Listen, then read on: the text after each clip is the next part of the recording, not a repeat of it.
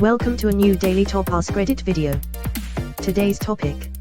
To those who have accidentally killed someone, what went wrong? This was a hockey accident when I was 19. I'm 36 now. I shot a low slap shot and there was a net battle and my friend on the other team got shoved, fell over and the puck hit him in his temple and shattered much of the structure. He died later because of the bone fragments in his brain.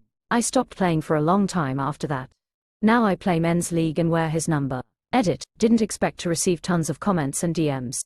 They're a lot to reply to, and really heavy to remember.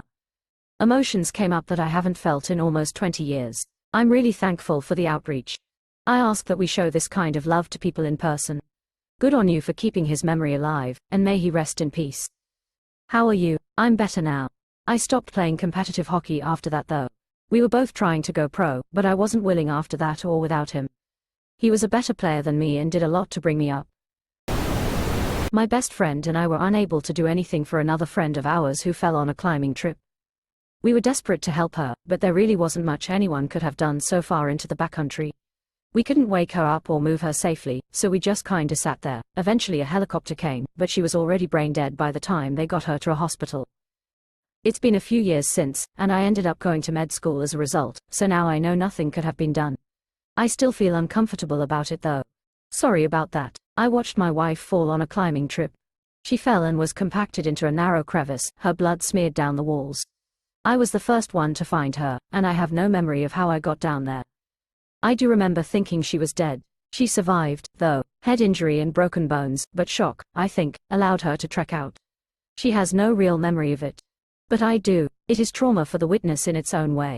There is a whole podcast episode about this, the stress injuries that witnesses of outdoor accidents experience. https://www.thesharpendpodcast.com/episode-34. As someone who has spent time in very remote areas, I think about this. The good news is that S&R told us they got 3 separate Garmin InReach notifications for her fall. It was loud, and apparently people all over the valley heard it and triggered their beacons. It's nice to know that so many people are carrying beacons and are willing to trigger them for a stranger they can't even see. I've carried one ever since. I was driving to play a co-ed soccer game at night, first snowfall of the year. Didn't even make it off my own street before suddenly seeing something under my headlights. Didn't have time to stop before hitting him. I don't know why he was lying on the road, but I do wish I had noticed him sooner so that I could have asked. That's fucked, man, I'm sorry. You sound emphatically inclined to apologize. You still tried to stop, so that says to me you tried. Unfortunately it was too late. I hope he's resting in peace and you find peace. You're not a bad person. This is really not your fault. Appreciate it. Fortunately I was able to see that early on, but that shit still messes with you regardless. A crazy wasted guy broke into my house several years ago. He had a knife and was threatening me. My young son and I were the only ones home. I heard noise in my house and grabbed a baseball bat I keep under my bed and went to investigate, thinking it was probably nothing. The guy came at me yelling incoherently, and almost as a reflex I cracked on top his head with the bat. I think my adrenaline must have put more into the strike than I thought I was doing, and the guy dropped immediately. I called 911 and police arrived quickly, but he was already gone. Crushed skull. I still have nightmares fairly often, but can't picture how else it would have ended without me and possibly my son being attacked. Survival instincts are strong. I'm sorry that happened to you. You were defending yourself and your family from someone armed and unpredictable. I hope you find peace someday. The nightmares must suck, but your son is safe. Survival instincts are strong for a reason, my friend. I don't know if it's the same. I did CPR on a guy who died. He was the first person I ever did CPR on. Since then, I've done CPR on an infant that died, a little girl that drowned, and she died. Then on a grown woman who lived. Well, if it makes you feel any better, your CPR success rate is above average. Thanks. After doing it so many times, I'll do CPR on anyone now. Remember, if you're performing CPR, they are already dead. Kudos on all your attempts to save them, and for saving that woman. Not me, but a good friend. He was driving around a corner with a date, mid-afternoon, and the city had freshly mowed wet grass that got blown into the road by the riding lawnmower mulching instead of bagging. The car hit the wet grass on the road, like a banana peel, understeered the corner, and he slid off the side and into a tree.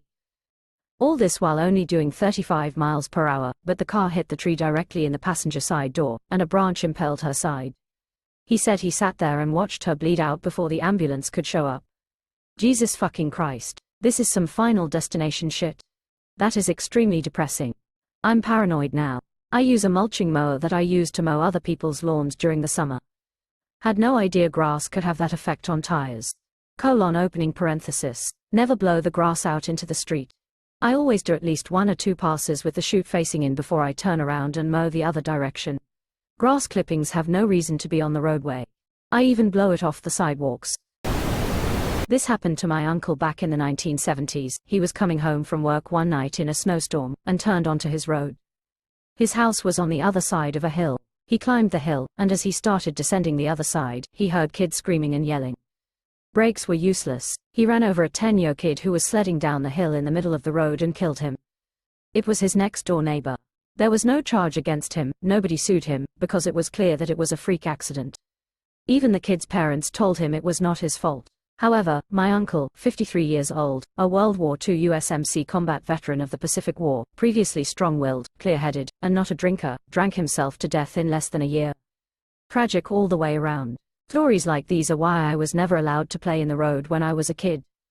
My neighbors were, and I thought my parents were just being overly strict. But as an adult and parent now, I get it. We lived in a dead-end street on a hill. Cars used to come flying down there thinking they could avoid the traffic, and when they realized it was a dead end they would speed up to turn around and get back to the top of the street. I'm in the medical field. I know it doesn't technically count as killing someone, but failing to save someone due to lack of experience, inadequate reaction time, or even your choice of medication can sure feel like you killed someone. I clearly remember the first patient under my care who died unexpectedly. I ordered the standard care medication for him and even joked around with him on the way out of the door. 2 hours later I was in his room as part of the cardiac arrest team. He didn't make it. There were signs somebody more experienced than me at the time might have picked up, that for this particular patient standard care wouldn't be enough. As an older colleague said, it gets easier to deal death over time, but the day it stops affecting you, you should stop practicing medicine. I used to be a combat medic in the army during the war in Iraq. I served with the infantry, so I saw a lot of stuff in the 10 years I was working. I'll tell you the same exact thing I used to tell some young private fresh out of 8, if you didn't help this guy, what do you think would have happened? They would have died anyway. But at least you stepped up. And you're going to step up again and again because that's what we do. I'm lucky because even though I have pretty good empathy, I also approach everything with an analytical mindset. That's probably why I've never developed PTSD. And it's also the reason I never took the loss of someone I was working on too hard. You can't win everyone, and doing something and screwing up is better than doing nothing, which is what the alternative in most situations almost always is. And if you learned from that cock-up, then the next 100 guys you kneel down next to will be that much better off. I had a best friend who was a Cav scout, and when we were drunk enough would tell me I would have made a good 68W. I have all the empathy, but when things are literal life or death, I get very pragmatic and analytical. I'm actually in school right now, again, with the goal of being a radiation therapist, rad-onc prog, because when I was living with my ex-girlfriend and taking care of her while she died of cancer, she told me, "You're really good at this. Maybe you should think of a career doing something to help dying people." Quote. My wife has a friend who was driving and hit someone on a Lime scooter. The person was drunk and in the wrong lane, so my wife's friend wasn't at fault and didn't get charged with anything, but the experience was incredibly traumatizing, and last I heard she was going through therapy. I almost killed myself on a Lime scooter. If there weren't good Samaritans around to get me back up and awake after I knocked myself out, I probably would be much worse off today. I ended up with broken orbital and a broken sinus bone. Thank God I am here to type this. Lime scooters are dangerous. ! My brother ended up in the hospital at 2 to 3 a.m. cause he crashed on one. Got the speed wobbles while fucking around, went over the handlebars and smashed his face into a concrete fixture. Fractured orbital bone, broken collarbone and concussion. I got the call from his friend at 2 a.m., 4 a.m. Chicago time saying my brother is heading to the hospital and I need to call my parents. I obviously did not go back to sleep after that. Those scooters are death traps, especially while intoxicated. They were going to take him into surgery that morning, but a girl came in with a brain bleed from another scooter accident.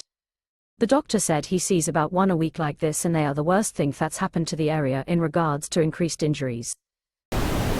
I was maybe 16 and had planted a huge vegetable garden in our backyard. My grandma came over and I was super excited to show her since she absolutely loved plants and gardening. She comes over and started pulling weeds in my garden. One was especially hard to pull out and she fell backwards and hit her head on a paver stone. Had a brain bleed and was in a care home not knowing who anyone was and unable to walk or move her hands for the rest of her life. I technically didn't kill her, but I think the outcome was worse than death.